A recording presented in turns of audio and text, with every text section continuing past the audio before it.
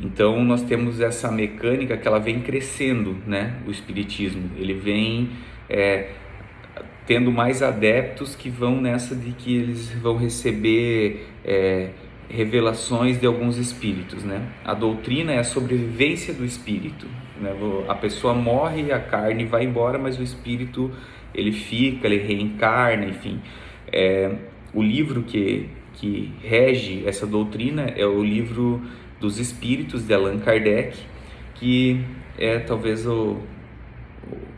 vamos dizer assim, o livro que é mais lido por eles e que direciona como eles devem agir com relação aos espíritos, né? Nós temos no Brasil um médium muito famoso, que foi muito, né, badalado, enfim, até a sua morte, que foi Chico Xavier, que psicografava muitos livros, enfim, né, teve muitos livros que ele considerava psicografados, enfim, e essa é uma religião que ela tem um crescimento exponencial no Brasil, essa crença. Depois disso, nós temos em oitavo lugar o judaísmo, que tem de 14 a 18 milhões de praticantes no mundo, com o fator de que ele não tem um crescimento. Ele, conforme a pessoa nasceu judeu, ele é judeu, né? O judaísmo ele é considerado uma religião mundial, porque a crença dele está definida, né, através do seu sistema de filosofia, de tudo isso, através da Torá, que são o livro das leis dos judeus, né, que direcionam através do Pentateuco, dos 5 primeiros livros da Bíblia, mas ela não busca conversão. Então a pessoa nasceu judeu, talvez se quiser se converter pode, se eu quiser me tornar judeu amanhã eu posso, eu vou ter que estudar, vou ter que passar por um processo, mas ela não é uma religião considerada mundial, porque ela não busca conversão, né? Depois nós temos com 20 milhões de adeptos o sikhismo. Nós não temos no Brasil muitos praticantes, muito poucos na verdade, mas essa religião ela tem como norte, ela misturou um pouco do hinduísmo e do islamismo. Então ela que surgiu numa determinada província da Índia chamada Punjab, e ela que direcionou o termo guru. O que significa o termo guru? Parece uma palavra tão simples para nós, mas se nós destrincharmos essas duas sílabas, guru, gu significa escuridão e ru significa luz. Então, quer dizer, ela direcionou dizendo que os mestres ou os gurus eram a luz que estava na escuridão, ou a escuridão que adentrava na luz. Enfim, ela direciona a pessoa dizendo que a pessoa sempre tem dois lados e nós devemos pesar esses dois lados, que às vezes a pessoa está num dia mau, às vezes num dia bom. Essa é o norte dessa religião. O nome do fundador dela chamava Nanak, e esse foi considerado o primeiro guru, foi a primeira pessoa que trouxe, né, essa visão para a crença do sikhismo. Depois nós temos o shintoísmo, que também chega a ter perto de 70 milhões de adeptos, que o shintoísmo ele busca a proximidade com o templo sagrado.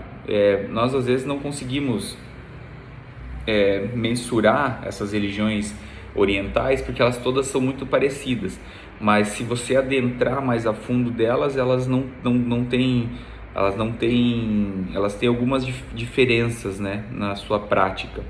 Então o shintoísmo ele busca uma série de condutas e ele é muito praticado no Japão, né? Essa palavra shintoísmo ou shinto, ele quer dizer que shin significa espíritos e to significa estudo. Então quer dizer, ele é um estudo dos espíritos, um estudo filosófico a respeito dos deuses. Então essa é uma religião também muito praticada, principalmente porque no Japão ela é a religião principal do Japão, né? Depois nós temos uma que é o berço dessas religiões orientais, que é o budismo. O budismo é uma religião muito praticada hoje em todo o Oriente, chega a ter 370 até 400 milhões de adeptos, né?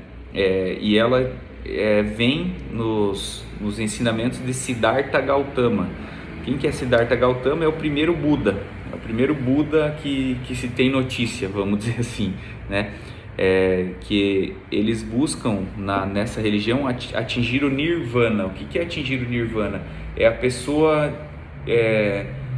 se libertar das práticas mundanas. Quer dizer, se alguém morrer, não vai me afetar. Se eu perder alguém, não vai me afetar. Se eu perder uma coisa, não vai me afetar. Se eu ganhar uma coisa, não vai me afetar. Se eu tiver um filho, não vai me afetar. Esse é atingir o Nirvana, quer dizer, você está acima das emoções humanas.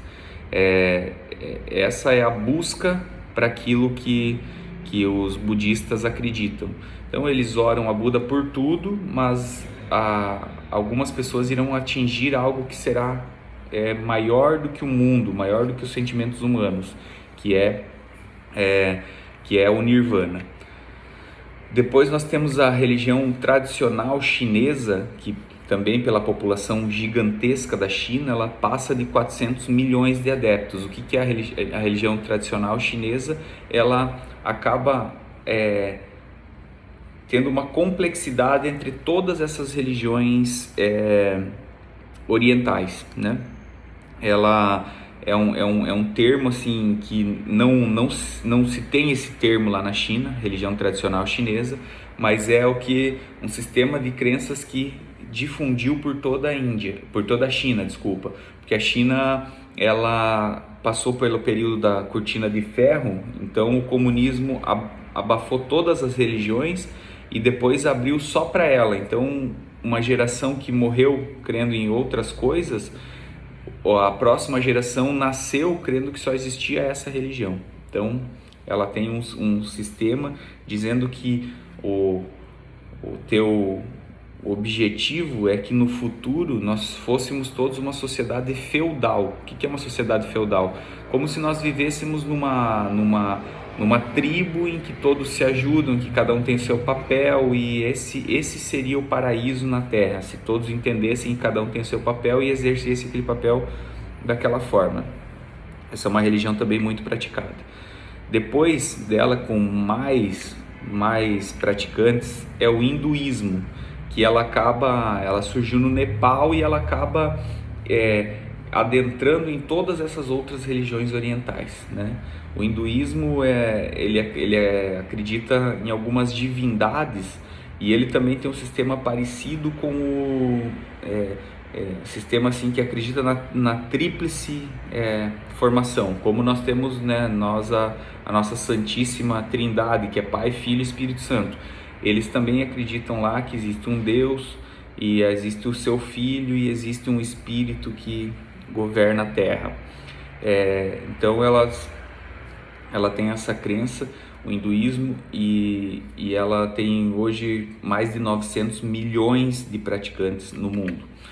Depois dessa, em segundo lugar, vem o islamismo, que esse nós conhecemos, que ele pratica o Alcorão, né? A religião é o Islã, e ele também tem a mesma origem bíblica, e ela diz assim que o ponto talvez chave da religião islâmica é que ela diz assim que a fé em Deus ela é universal e ela acredita em toda a construção, vamos dizer assim, judaico-cristã. Ela acredita em Abraão, depois no seu profeta, depois em Moisés como profeta. Depois ela diz que o último que seria enviado por Deus foi Jesus, mas Jesus errou ao chegar na Terra e achar que era filho de Deus. E aí, como Jesus errou, ele teve que mandar o último profeta, que foi Maomé, para consertar aquilo que Jesus disse que era filho de Deus. E aí Maomé veio e estipulou os pilares da crença islâmica, que esses pilares eles afetam a vida da pessoa que pratica o islamismo em todas as pontas, desde o sistema bancário, desde o sistema comportamental, tudo. As leis dos países islâmicos se confundem com as leis religiosas, são a mesma coisa.